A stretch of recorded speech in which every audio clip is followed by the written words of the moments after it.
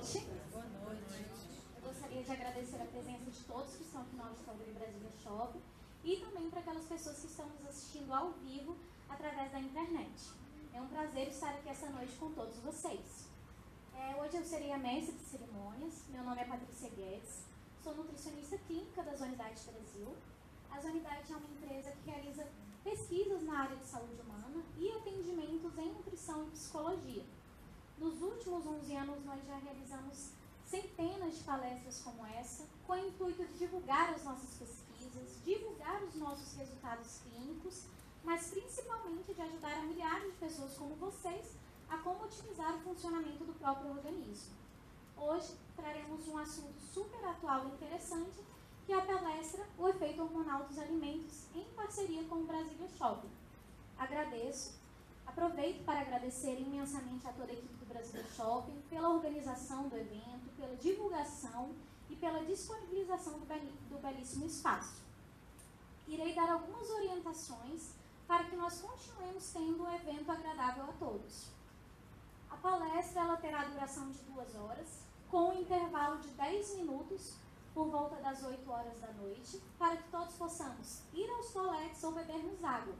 Os toaletes e bebedouros encontram-se do lado de fora do auditório, ao saírem da porta à direita.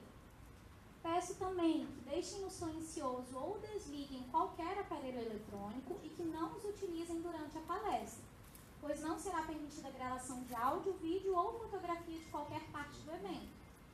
Caso queiram fazer suas anotações, sintam-se à vontade. Peço também que deixem suas perguntas para a sessão de perguntas e respostas, que não tirem ao longo do evento. Vamos falar então do motivo que nos trouxe aqui esta noite, que é a palestra O Efeito Hormonal dos Alimentos. Esse é um tema de muito interesse do palestrante, pois é um assunto que ele vem estudando nos últimos 15 anos. Vocês perceberão a empolgação que ele tem ao falar sobre esse tema. Eu mesmo já assisti a diversas palestras dele, adoro, pois ele sempre está apresentando uma coisa diferente. Espero que hoje vocês saiam daqui como eu, apaixonados pelo assunto. Hoje vocês entenderão o que são os hormônios, como eles atuam no nosso organismo, como eles determinam a nossa saúde e também o desenvolvimento de algumas doenças, fatores internos e externos que interferem na produção desses hormônios e como nós podemos interferir na produção deles através dos alimentos que ingerimos diariamente. Por fim, o palestrante também mostrará o resultado de algumas pesquisas e atendimentos clínicos realizados pelas unidades no mundo inteiro.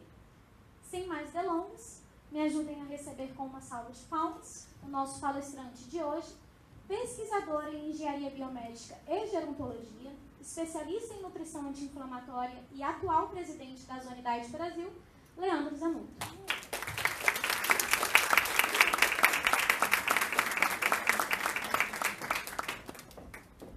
Boa noite. É um prazer estar mais uma vez aqui a convite do Brasília Shopping para realizar essa palestra Os Efeitos Hormonais dos Alimentos. Como a Patrícia disse, esse é um assunto que me cativa bastante há muitos anos, até porque não é minha área de formação. Eu comecei a trabalhar com pesquisas na área de nutrição por acidente, né? Um acidente de laboratório. Eu não sou mutante, mas eu era pesquisador do laboratório de engenharia biomédica na UNB, que basicamente isso daqui é a estrutura do laboratório. E a gente desenvolvia nesse laboratório, sou da área de engenharia biomédica, a gente desenvolvia aqui equipamentos e pesquisas, softwares para dar suporte à área de medicina. Então, todos esses equipamentos que vocês já utilizaram para fazer exames, desde um equipamento simples como a bioimpedância elétrica, até mesmo um PET-CT, uma tomografia, todos esses equipamentos são desenvolvidos por um engenheiro biomédico. E a gente, em 2002, nós estávamos desenvolvendo um equipamento que a gente poderia dizer de forma muito grosseira, era uma espécie de medidor de emoções. Nós conseguimos identificar a origem de algumas doenças, chamadas de doenças idiopáticas, psicossomáticas, através dessas ondas cerebrais e cardíacas que a gente identificava através desse equipamento que a gente tinha desenvolvido. Ali embaixo vocês estão vendo, talvez, não sei se vocês conseguem ver com clareza, mas ali embaixo vocês estão vendo uma onda, né? Essa onda, chamada de onda de Z-score, é uma onda que a gente precisa estabilizar para iniciar os testes com o paciente. Só para vocês entenderem o potencial desse equipamento, era um equipamento que a gente tem até hoje na clínica nossa, e a gente tinha, por exemplo, um rapaz com 26 anos de idade, ele, desde que ele se conhecia por gente, todas as vezes que ele ia defecar, ele desmaiava. Você imagina você passar por essa situação, você passar a sua vida inteira, né, numa situação como essa. E já tinha feito diversos tipos de exame, eletroencefalograma, eletrocardiograma, PET-CT, e nada conseguia achar de anormal nos exames dele. E todos esses exames que estavam normais não conseguiam mostrar alguns dados que a gente conseguia enxergar através desse equipamento, através de oscilações dessa variabilidade da frequência cardíaca, chamada de variabilidade RR. E com esses exames a gente começou a ter a descoberta de diversas causas de doenças na época, mas tinha uma coisa que foi muito interessante ao longo do projeto de pesquisa. Quando a gente iniciava o trabalho, o exame com o paciente, a gente precisava estabelecer uma onda de base, essa onda Z-score, a gente precisava estabelecer ela para iniciar o exame com o paciente. Existem técnicas de respiração para se fazer isso, mas muitos pacientes, por mais que a gente aplicasse essas técnicas, fizesse diversos métodos, a gente não conseguia fazer essa linha de base e tinha que mandar o paciente para casa para a gente tentar novamente um outro dia. E tinha pessoas que iam 2, 3, 4 vezes e a gente não conseguia fazer o estabelecimento dessa linha de base.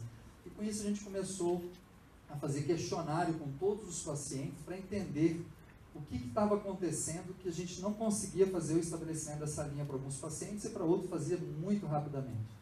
E a gente achou um denominador comum. A gente começou a perguntar tudo que as pessoas estavam fazendo antes de ir para o laboratório. E o denominador foi que todas as pessoas que tinham se alimentado antes de ir para o laboratório, tinham tomado café da manhã, a gente não conseguia fazer o estabelecimento dessa linha de base. Aquelas pessoas que tinham ido em jejum, porque o laboratório a gente abria às 7 horas da manhã. Então, a maioria das pessoas chegavam lá antes de ir para o trabalho, para fazer o exame, e depois iam para o trabalho, né, para realizar suas atividades diárias. E quando você tem um horário marcado 7, 7 e meia da manhã no laboratório, a tendência é que você acorde, não dê tempo de comer e você vai em jejum. Só que muitas pessoas tinham o hábito de acordar mais cedo, comiam e iam. Às vezes comiam na própria universidade e desciam para o laboratório. Então, como é que você soluciona esse problema? Venha todo mundo em jejum. Acabou o problema, né? Então, aquilo realmente foi a solução. Até hoje, utiliza-se na prática, na medição desse tipo de equipamento, utiliza-se essa prática de fazer o exame com algumas horas de jejum para não interferir nessas ondas.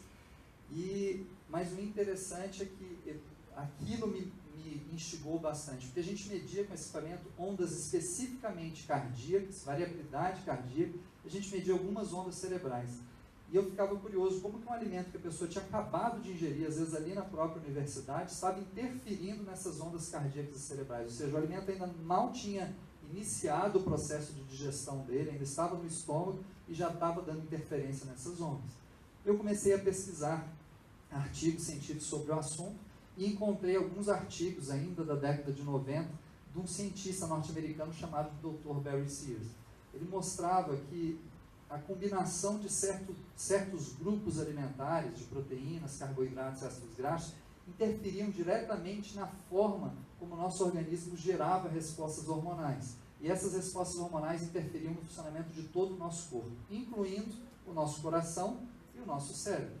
E foi ali que eu comecei a me interessar sobre o assunto e pensei, se a gente consegue interferir no nosso cérebro e nosso coração através da nossa alimentação, pelas respostas hormonais dela, talvez a gente consiga medir isso através do equipamento e trazer melhoria dessas ondas cerebrais e cardíacas para aquele paciente que tem distúrbio dessas ondas. Só que, lógico, para a gente aplicar isso, eu precisaria estudar, me especializar, porque todos os profissionais da área de nutrição que a gente perguntava a respeito do assunto, nunca tinham ouvido falar sobre isso. O Dr. Barry Sears já tinha mais de 20 anos na época de pesquisa sobre o assunto, então eu falei, ok, eu tenho que ir beber da fonte. E acabei me especializando nessa área de nutrição anti-inflamatória, fui para fora, consegui beber nas fontes dos ensinamentos dele, né, diretamente, e voltei para o Brasil apaixonado pelo assunto, muito empolgado, e comecei com o pessoal, com a equipe que a gente tinha interdisciplinar no laboratório, a tentar desenvolver essa técnica com os pacientes que a gente atendia lá. E por quase um ano a gente atendeu gratuitamente cerca de 700 pacientes na UNB. A gente por um bom tempo ficou conhecido como a dieta da UNB, mas na verdade a dieta não era da UNB, a dieta tinha sido desenvolvida fora do país, a gente só adaptou ela à realidade brasileira e aplicávamos isso dentro do laboratório da UNB. E depois eu continuo um pouquinho essa história de como que isso aconteceu, os resultados que a gente teve, senão eu vou adiantar uma parte mais do final da palestra. Mas uma coisa que eu me lembro até hoje, a gente quando é da área de engenharia biomédica, você ou vem da área de computação, que era meu caso, ou você vem da área de engenharia elétrica. E você trabalha muito com eletrônica, você trabalha muito com código, e trabalhar com hormônios, apesar da engenharia biomédica dar muito suporte a equipamentos, a software para a área de medicina, a gente não entende muito a fundo essa parte hormonal, a gente não entende muito sobre bioquímica. Eu tive que estudar isso tudo do zero, né? Eu nunca tinha visto isso em faculdade inicialmente, tive que estudar tudo isso fora, mas foi algo que me cativou. E me cativa até hoje, porque já tem praticamente 15 anos que eu estudo o assunto e até hoje eu ainda sei muito pouco sobre o assunto. Porque são muitas informações, a ciência ainda não desvendou como que os hormônios do nosso corpo atuam de forma plena. A gente tem todos os anos novos grupos de hormônios descobertos e a gente ainda não sabe a função da maior parte desses hormônios. São hormônios extremamente especializados que a gente ao longo dos anos vai descobrindo, né? A função dele, como que ele atua, como ele interage com outros hormônios. E pela complexidade do tema, para a gente abordar isso com o paciente, para a gente poder explicar como isso acontece, a gente gosta de utilizar alguns comparativos, né? Então, em vez de falar de hormônios agora inicialmente, a gente vai fazer um comparativo com a música, porque é algo que todo mundo aqui tem familiaridade, é algo fácil de entender a música. Então, imagina um estudante que se matriculou, né, para aprender um instrumento e, de repente, lá está aprendendo trombone e ele vai lá para casa e começa a tocar. Ele já sai tocando músicas maravilhosas? Ele vai aprender escala, vai aprender ler partitura, é um processo extremamente lento.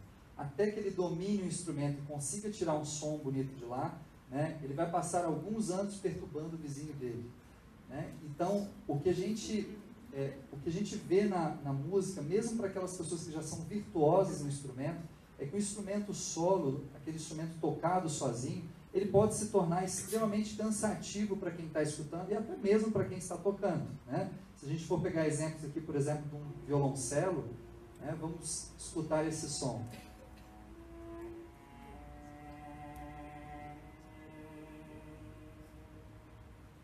É um som bonito, não é? Mas imagine escutar isso 4 a 6 horas por dia, fazendo escalas e fazendo treinamento. É uma coisa que pode se tornar bastante cansativa. E se a gente pegar aqui um trombone? Cansativo também? E se você for vizinho de um cara que tem um tímpano? Eu fui vizinho de um rapaz que treinava bateria em casa. Então, assim, eu sei muito bem o que é ser vizinho de uma pessoa que tem um instrumento de percussão em casa, né? E uma trompa. É um instrumento que eu acho lindíssimo o som, mas também pode se tornar bastante cansativo se você escuta aquele som o tempo inteiro. A gente pode ir para uma guitarra, um instrumento já mais moderno, né, eletrônico, e aí você tem um som também diferente, mas também ela sozinha, sem uma harmonia com o conjunto, pode ficar bastante cansativo. Então, como é que a gente pode melhorar o som desses instrumentos? Colocando eles para tocarem juntos, não é verdade? Então, vamos colocar eles para tocar juntos.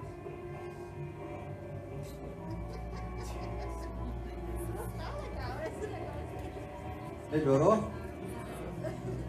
Por que não ficou bom? Não tem harmonia. Primeiro, cada um está tocando uma música diferente, né? Então, já começa por aí. Então, a gente precisa que todos eles toquem a mesma música, né, que eles sigam a mesma cadência na música, a intensidade de cada um tem que ser controlada. E normalmente quem faz o controle, quando você tem muitos instrumentistas, quem faz essa coordenação, escolhe as músicas, a cadência, qual é o profissional que faz isso? É um maestro, né? Então, se a gente tiver um maestro nessa história, a gente acaba conseguindo controlar, coordenar a atividade desses instrumentistas, né, nessa orquestra. Agora você imagina, vocês têm noção de quantos instrumentistas tem numa orquestra de tamanho grande? Entre 60 e 80 instrumentistas já começa a ter uma orquestra significativamente grande. Você imagina você coordenar 60 ou 80 pessoas, é basicamente um pouco menos do que a gente tem no auditório hoje aqui, né? Então, você imagina você coordenar todas essas pessoas tocando ao mesmo tempo. É algo bastante desafiador. Não é fácil você fazer com que eles toquem ao mesmo tempo, então precisa de muito treino de todos eles e de um maestro para coordenar essa situação. Agora vamos expandir um pouco esse número. Imagina a gente pegar 10 trilhões de instrumentistas e colocar todos eles para tocar ao mesmo tempo. Será que é fácil coordenar isso? A gente provavelmente vai precisar de vários maestros para conseguir coordenar esse tanto de gente. O nosso corpo é exatamente isso.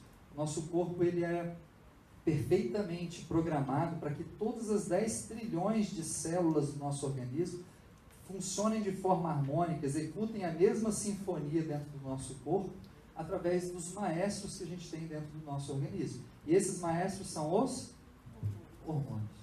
Os hormônios são os responsáveis por controlar as funções de cada uma das células do nosso organismo. Se não houvessem hormônios no nosso organismo, as suas células não teriam como gerar as funções para que elas foram desempenhadas. Suas células desempenham diversas funções. Cada célula tem especialização para desenvolver funções diferentes. E essas diferenciações das células, essas funções que elas desenvolvem, são coordenadas, são estimuladas ou inibidas pelos hormônios que o seu corpo produz. Então, quem coordena essa ação sempre são os hormônios do nosso corpo. Quando esses hormônios estão em equilíbrio, você passa a escutar realmente uma sinfonia no teu corpo. Aí você consegue efetivamente escutar uma obra-prima saindo dali. Nosso corpo é realmente perfeito. Se não fossem hormônios, a gente, por exemplo, não conseguiria se apaixonar. A paixão, ela vem da produção de endorfinas, da produção de ocitocina, que faz com que a gente se atraia, né, por uma outra pessoa. A reprodução não seria possível, porque a diferenciação, a produção dos próprios espermatozoides, a liberação do óvulo, tudo isso depende de que os seus hormônios estejam em perfeito equilíbrio para que você consiga ter a reprodução. Então, se a gente não tivesse hormônios para coordenar a nossa reprodução, também não estaríamos vivos hoje aqui. Depois que a criança nasce, o desenvolvimento, o crescimento da criança vai depender de hormônio do crescimento, GH. Esse hormônio a gente produz a vida inteira, a gente não para de produzir depois que cresce, porque ele também é responsável por fazer crescer as suas unhas, renovar sua pele para que ela fique sempre jovial, fazer seu cabelo crescer. Então é um hormônio, inclusive, conhecido hoje como hormônio da jovialidade, hormônio da juventude, né? Além disso, o desempenho esportivo nosso não seria possível se a gente não tivesse hormônios para fazer com que a contração muscular, a explosão muscular acontecesse. Tanto é que quando você pega atletas pegos em antidoping, o antidoping nada mais é do que a medição de hormônios na sua corrente sanguínea. Se eles estiverem muito alterados, provavelmente aquilo foi feito de forma artificial. Então, o desempenho esportivo depende totalmente de você ter hormônios equilibrados no seu organismo. Nosso sono também é regulado por hormônios. A gente não teria uma boa qualidade de sono se a gente não tivesse hormônios como melatonina, serotonina, que atuassem durante o nosso sono inteiro, inclusive o hormônio do crescimento. A gente cresce durante a noite, a gente desenvolve os nossos tecidos durante a noite. Então, aquelas pessoas que acordam de manhã com a sensação que não dormiram o suficiente, provavelmente você está com distúrbio de hormônios durante o seu sono. O certo seria você acordar de manhã disposto, sem vontade de ficar na cama, de preferência antes do seu despertador tocar, né? Então, se isso não está acontecendo, provavelmente você está com algum distúrbio hormonal durante o seu sono. E pode ser, às vezes, uma besteira. O que você está comendo antes de dormir pode estar atrapalhando a qualidade do seu sono. O desenvolvimento de massa muscular depende de você ter os seus hormônios em equilíbrio. Muitas pessoas às vezes vão para a academia com o objetivo de ganhar massa muscular. Se ela não estiver estimulando os hormônios certos através da alimentação e do exercício, o músculo simplesmente não vai crescer. Da mesma maneira, a gente engorda por desequilíbrios hormonais. Tanto é que existe magrinho de ruim que pode se entupir de comer o que quiser e não engorda de jeito nenhum. Isso acontece porque ele produz hormônios em menor quantidade que não permitem que ele engorde. Quadros de depressão, diversas doenças também estão associadas a desequilíbrio hormonal. A nossa imunidade depende totalmente do nosso equilíbrio hormonal. e até mesmo a taxa com a qual a gente envelhece.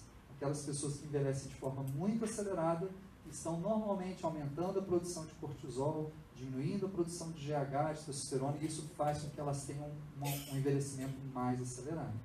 Então, tudo no nosso corpo depende dos seus hormônios estarem em perfeito funcionamento, em perfeito equilíbrio, para que as células sejam ativadas e consigam tocar uma sinfonia dentro do teu corpo. E quando eles não estão equilibrados, você passa a ter distúrbios de todos esses quadros que a gente viu, que lógico, aqui são só exemplos. Hormônios controlam tudo do teu corpo, da hora que você acorda ao horário que você vai dormir. Qualquer coisa que se passa no teu organismo sempre é controlado por um hormônio. E como que, por exemplo, se o cérebro, a gente fala assim, ok, o cérebro é a central do nosso corpo, é ele que comanda tudo. Hoje já sabe que não é bem assim. Ele é uma central muito importante, mas ele depende da atuação de diversos outros tecidos para que essas funções aconteçam. Mas imagina que o seu cérebro quer se comunicar especificamente com o teu fígado. Ele quer mandar uma mensagem para o teu fígado executar uma determinada função. O que ele faz? Ele passa pelo teu pescoço, desce, bate um papo com o fígado e volta? Ele precisa de algum mecanismo para fazer essa comunicação acontecer. Esse mecanismo é feito com hormônios. Ele vai liberar alguns hormônios no sistema nervoso central, esses hormônios vão liberar outros na corrente sanguínea, que vão circular pelo sangue e chegar até o fígado, e o fígado vai começar a executar aquela função. Agora, se está circulando no sangue, vai para qualquer parte do corpo, não vai? Circula em qualquer região do teu organismo. Quando você libera hormônios no sangue, aquilo vai circular por vários tecidos. Como é que você garante que apenas o fígado responda àquele hormônio? Aí é onde funcionam o que são chamados de receptores hormonais. Todas as nossas células têm receptores hormonais específicos para aquele grupo de hormônios que a gente precisa estimular dentro daquela célula. Então, aqui se a gente pegar essa célula aqui, a gente tem esse tipo de receptor chamado de receptor A, e a gente tem dois tipos de hormônio aqui, hormônio A e hormônio B. É como um jogo de encaixar peças de crianças. Qual deles vai conseguir se comunicar com aquela célula? Apenas o hormônio A, né? Desculpa, eu não tinha mostrado o hormônio A aqui aí. Então, esses dois hormônios podem passar perto da membrana celular, que apenas o hormônio A vai conseguir penetrar aquela célula e ativar a célula para desempenhar a função que aquele hormônio está determinando aquela célula a desempenhar. É lógico que eu estou dando exemplo de um tipo de receptor, existem vários e vários tipos de receptores, e as nossas células têm diversos tipos de receptores. Então, quando um hormônio é liberado na corrente sanguínea, você consegue atingir os tecidos específicos que o seu corpo precisa através desses receptores. E aqui você começa a entender um pouquinho melhor, de forma bem simplória, como que os nossos hormônios se comunicam dentro do nosso corpo. E eles sempre trabalham em eixos. Se você tem um hormônio que ativa essa célula não pode trabalhar até a exaustão. Você precisa ter um hormônio que desative a função dessa célula. Então, essas antagonias hormonais, chamadas de eixos hormonais, elas funcionam dessa maneira. Sempre que você tiver um hormônio fazendo uma função específica no seu corpo, você vai ter também um hormônio fazendo a função contrária no teu organismo. Essa antagonia entre esses hormônios, e são dezenas e dezenas de hormônios, esses que estão listados aqui são apenas alguns exemplos, essa antagonia entre hormônios é que faz com que você atinja o que é chamado de yin yang do teu corpo, ou homeostasia. O que é hoje já muitos atletas e profissionais da área de educação mental têm classificado e chamado disso de be in the zone, ou seja, estar na zona, uma zona de equilíbrio onde o teu corpo funciona de forma extremamente otimizada. Ou seja, nunca em excesso nem em deficiência. Os hormônios sempre numa zona de equilíbrio. Os hormônios antagônicos e os hormônios normais, né? E com isso a gente consegue manter o equilíbrio desses hormônios. Aqui a gente classificou como grupo A e grupo B só por fins didáticos. Eles não têm essa classificação na literatura médica, ok? Como que esses hormônios sofrem interação pelo nosso... O que a gente faz no nosso dia a dia que gera interferência nesses hormônios? Diversas coisas. Primeiro, a sua genética. Nós temos genes que nos predispõem a produzir alguns hormônios em quantidades maiores do que de outras pessoas ou menores do que de outras pessoas. Essa predisposição genética é que determina, por exemplo, aquelas pessoas que têm uma facilidade maior a ganhar peso e aquelas pessoas que têm uma facilidade maior em manter o peso mais baixo, às vezes têm até dificuldade em ganhar peso. Então, tem várias predisposições genéticas que interferem na produção de hormônios. O uso de medicações interfere diretamente na produção de hormônios, assim como também o processo de lesão e infecção bacteriana, infecções, inflamações do nosso organismo. Tudo isso interfere diretamente na produção de hormônios. Em relação a medicamento, você pode pegar um exemplo, né, que é a aspirina, uma das drogas mais antigas conhecidas aqui no Ocidente, e ela é uma droga que por quase 80 anos a gente não entendia como ela funcionava no nosso corpo. A gente sabia que quando a gente tomava aspirina o sangue ficava mais ralo, quando a gente tomava aspirina normalmente a dor de cabeça sumia, quando a gente tomava aspirina a gente podia ter um problema, com muita frequência, um problema de coagulação sanguínea. E a pressão arterial baixa tem uma série de efeitos. Em 1978 foi descoberto como que a aspirina fazia isso. Ela é inibidora seletiva de um tipo de enzima chamada ciclooxigenase que bloqueia uma cadeia de diversos hormônios chamados de tromboxanos, prostaglandinas. Esses hormônios têm a responsabilidade de coagular o sangue, eles têm a responsabilidade de aumentar a sua pressão arterial, eles têm a responsabilidade inclusive de causar dor no seu organismo, porque o dor é um sinal de alerta do teu corpo. Então, quando você toma aspirina, você bloqueia os hormônios que provocam todas essas reações. Será que é saudável bloquear esses hormônios? Se eles estão no nosso organismo, é por algum motivo. É lógico que momentaneamente, se esses hormônios estiverem em excesso, o uso de uma medicação como essa ela vai ser importantíssimo. Porém, o uso prolongado, você vai fazer um bloqueio prolongado desses hormônios e isso pode te levar a diversas consequências. Vamos dar um exemplo da pressão arterial. Entrou um leão aqui na sala agora. O que a gente vai fazer? Ou lutar contra ele, né? Ou correr ou lutar, de duas umas. Algumas pessoas vão desmaiar, vão ficar paralisadas, mas em geral a gente vai ter que lutar ou correr contra ele para sobreviver. Nesse momento, o teu corpo ele precisa elevar a sua pressão arterial, porque imagina uma mangueira de aguar plantas, né? Imagina que eu tenho um jardim aqui, tudo isso daqui é um jardim. Aí eu estou aguando as plantas por aqui e de repente eu quero aguar as plantas lá no final, mas a minha mangueira só chega até onde eu estou. Como é que eu faço para a água chegar até lá? Posso aumentar a pressão na mangueira, né? Eu aperto ela e a água vai esguichar para chegar até o fundo do auditório aqui. O nosso corpo faz a mesma coisa. Quando você precisa de energia disponível e essa energia ela é circulante no sangue em grande disponibilidade, o teu corpo ele aumenta a pressão arterial para fazer com que esses nutrientes cheguem mais rapidamente nas suas extremidades, nos seus músculos, para que você consiga correr e lutar, né, contra aquela ameaça que você está tendo. Quando aquele perigo passou, o seu corpo imediatamente vai produzir um outro hormônio, que são as prostaciclinas, os tromboxanos A3, que vão diminuir sua pressão arterial. E aí, consequentemente, sua pressão arterial volta ao normal. Se você começa a produzir o tromboxano A2, que eleva a pressão arterial em grande quantidade, o que vai acontecer com sua pressão arterial? Ela vai ficar cronicamente elevada. E você vai precisar de uma medicação que bloqueia esse hormônio para que você consiga manter sua pressão arterial mais baixa. Se você tiver produção excessiva de tromboxano A3, sua pressão arterial acaba ficando baixa além do normal, que também é prejudicial à saúde. Então, o certo é que você nunca tenha sua pressão arterial nem elevada, nem baixa demais. É um equilíbrio. E é por isso que a gente precisa manter os hormônios sempre dentro de uma zona de equilíbrio, nunca em excesso, nem em deficiência, cronicamente falando. Em forma aguda, como no caso de uma emergência de entrar um leão na sala, é muito importante que o teu corpo altere. Agora, se você estiver tomando uma medicação que inibe esses hormônios, o que vai acontecer é que o leão vai entrar aqui e não vai chegar energia suficiente no seu tecido para fazer isso. A gente acompanha muito atleta, né? E a gente tinha um atleta que ia participar de uma competição, ele utilizava uma medicação para baixar a pressão arterial dele.